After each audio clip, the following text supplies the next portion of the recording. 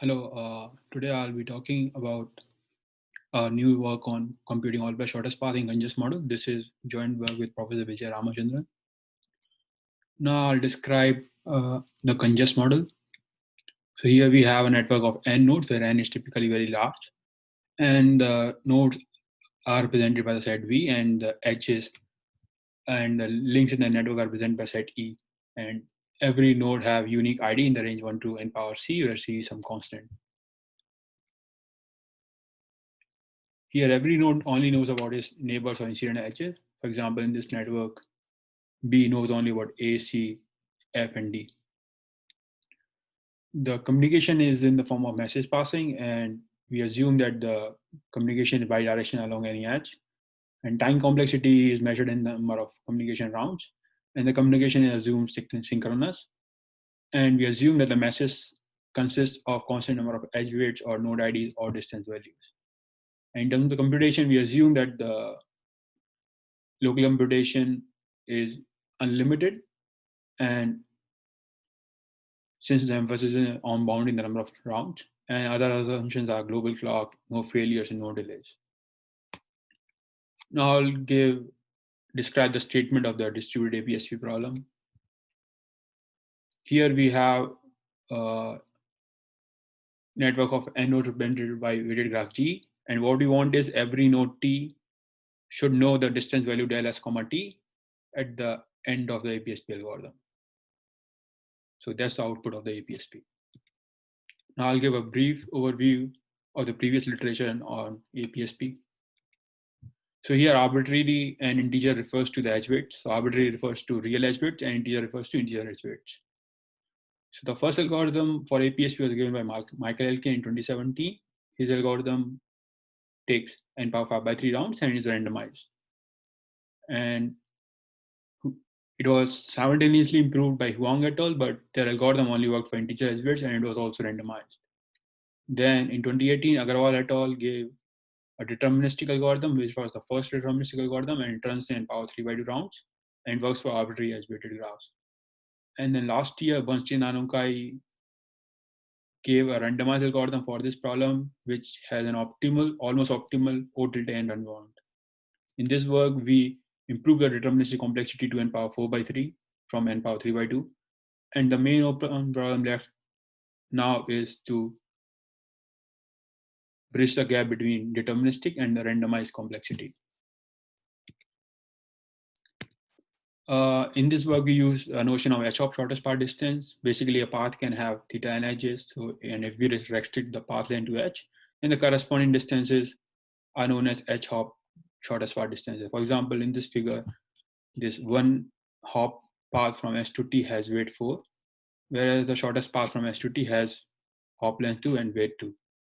And we can use Bellman-Ford to compute h-hop shortest path distance in just h rounds.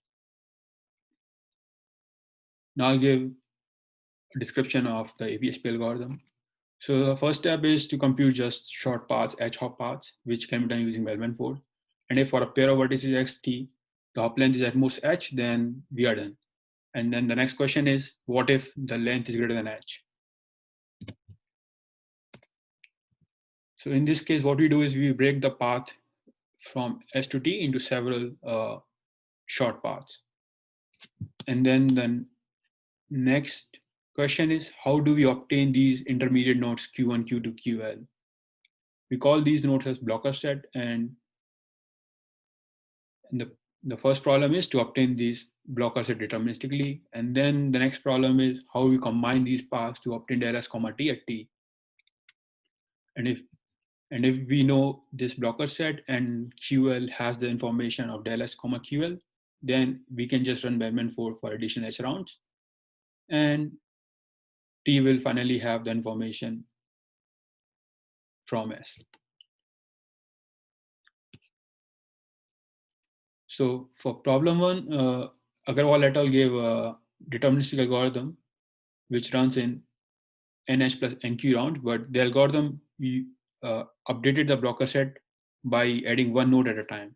In this work, we explore how to add several vertices at once to the blocker set. This helps us in reducing the round complexity further. And for this, we adapt the PRAM algorithm of Burger-Rumpelstiltskin to the distributed setting. And for the second problem, there was a randomized solution by Huang et al. In 2017, but that was more complicated. In this work, we gave a deterministic solution, and that is a very simple pipeline algorithm. Here, the complexity lies in arguing the correctness of the round bounds. Now I'll go over a blocker set algorithm. So in the randomized setting, it's very easy to compute a blocker set. Basically, you pick random nodes, a set of random nodes, and then you can argue that any path of length greater than h would have at least one node in Q with high probability.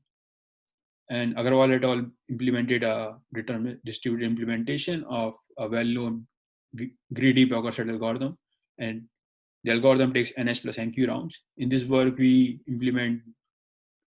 gave a distributed implementation of the Burger-Rumpelstiltskin sidecover algorithm, and it is faster and takes only ns rounds, and it gets rid of the nq round bound from ARKB18. So the blocker set problem, here we have a set of paths P, and the goal is to cover all the paths in P using a smaller subset of V.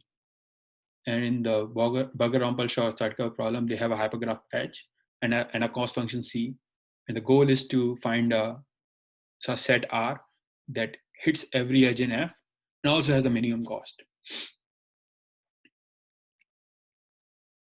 So for the mapping, we have the same set V, and the paths map to hyperedges F with degree H, and the goal remains same, and the cost function is identity function. At every vertex, we store the number of, we store a score value, which is just the number of paths in C that are covered by V. In ARKP18, they repeatedly pick a node with the maximum value and add it to the blocker set. But the round complexity is very high because you need to repeat the procedure for every blocker node. In this work, we pick several nodes at once, such that their score value is close to maximum. For this, we divide the vertex set into several sets Vi, such that their score value is almost similar. So the naive algorithm is that while there is an uncovered path, you randomly pick every vertex in Vi and add it to Q. But the drawback is that it will result in a very large set Q, and it will not give a suitable bound on the size of Q, or neither in the number of rounds. Reason being that there are some paths in Pi which have very low number of nodes from Vi and some with very high number of nodes from Vi. And to reduce the disparity, we divide Pi into several sets Pij, such that every path in Pij have similar number of nodes from Vi. This allows us to lower the size of the set Q and also lower the number of rounds. So the overall algorithm is for I and J, we try to cover all the paths in Pij by repeatedly selecting nodes in set A pairwise independently. But we require the set A to be a good set. A good set is if it covers a large number of paths from both Pi and Pij. And this definition of good set allows us to get a good bound on the size of blocker set Q and also a good bound on the total number of iterations. And once we have a good set, then we add it to the blocker set Q and recompute the score values and all the sets. And we repeat it for all Ij. In expectation, this while loop runs for O1 iteration, and every iteration takes O of ns rounds. And since there are O tilde 1 different values for I and j, total time taken by this algorithm is O tilde O nh. Now, in terms of de-randomization, we see that the only place where we use randomization in the previous algorithm is when we are picking a good set A. So to generate a good set A deterministically, we use the linear size sample space to generate the pairwise independent random variables. Now the next question is, how do we search in the sample space to find a good set A? A nice solution is we just pick a leader node L, and then the leader node has the responsibility to compute the solution locally after receiving the relevant information from all other nodes. But the drawback here is the total number of paths is n square, and the total information will be n square h. And we want something along the lines of ns rounds. To do that, what we do is we store the relevant information for a path at the leaf node, and it takes only ns rounds to compute this information. And once all the leaf nodes have information, they compute for each sample point in the sample space, they compute the relevant information and send it to the leader. This whole process takes ns rounds, and since they are totally over an iteration, the total complexity of this algorithm is nh. And this is the overall deterministic blocker set algorithm that while there's a path in Pij, compute a good set deterministically, add it to Q, decompute score values and sets, and then repeat it for all ij. Now we know how to compute the blocker set. Now the next question is, how do we combine these values to obtain del s comma t at t? So first we show how to obtain del s comma ql at ql, and then we need to run Bellman for h round to compute del s t. To compute del s comma ql value at ql, first we compute in SSSP at each qi, after which s knows del s comma q1 and q1 knows del q1 q2, and then all qi broadcast their del qi q prime values. These are all only n power 4 by 3 different values, so it takes only n power 4 by 3 rounds. Now after this, s can just compute sum up these values to compute del s comma ql locally. Now the next goal is how does s transmit del s comma ql to ql. First we go to the case when this hop length is greater than or equal to n power 2 by 3. So in this case, what we do is we first construct n by 2 by 3 hops in SSP at each qi and construct a blocker set q prime for this collection. So what happens is for every SQL, there is a q prime which belongs to set q prime. And then we compute in SSP and out SSP at each q prime. This can be done in about 4 by 3 rounds, and then broadcast this value and this value. So QL can just add them up together, and QL knows del s comma QL.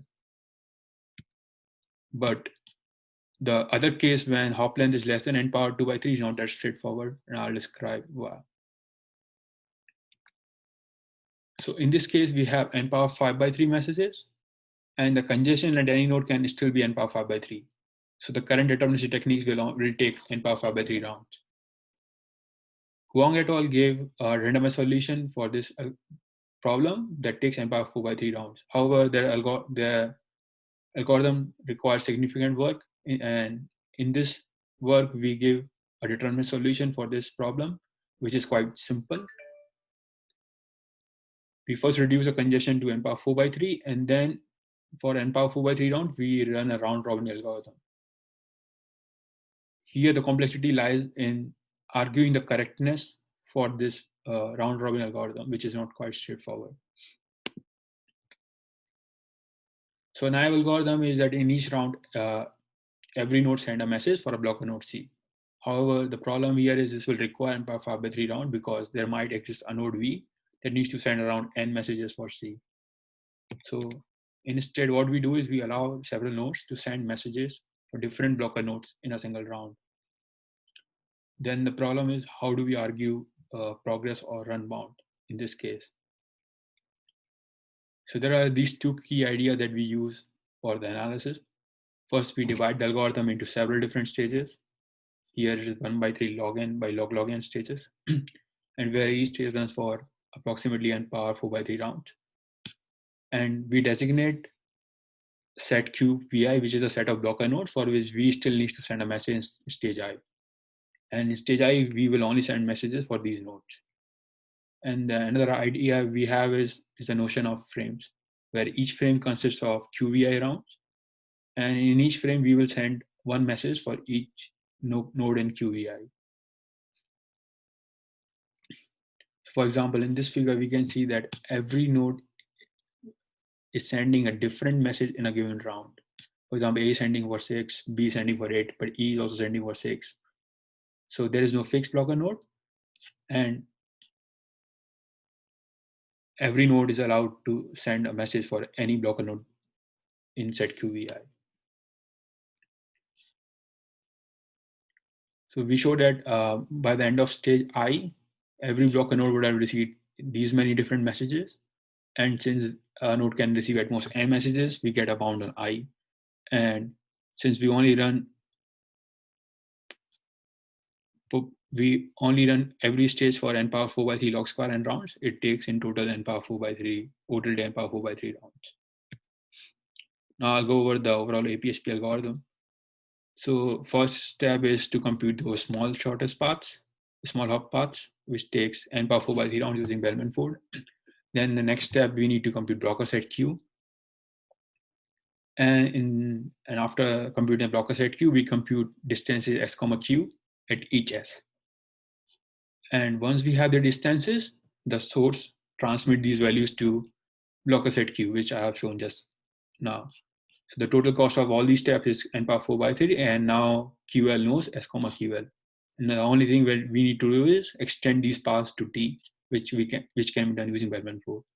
This again takes n power 4 by 3 rounds, and then T knows del S comma T, and we are done. So in this work, we presented the first n power 4 by 3 rounds deterministic algorithm for computing APSP. And the next open problem is, can we bring down the deterministic complexity to match the O delta n randomized run bound? Or can we bring it further down from n power 4 by 3 to some other value? Thank you.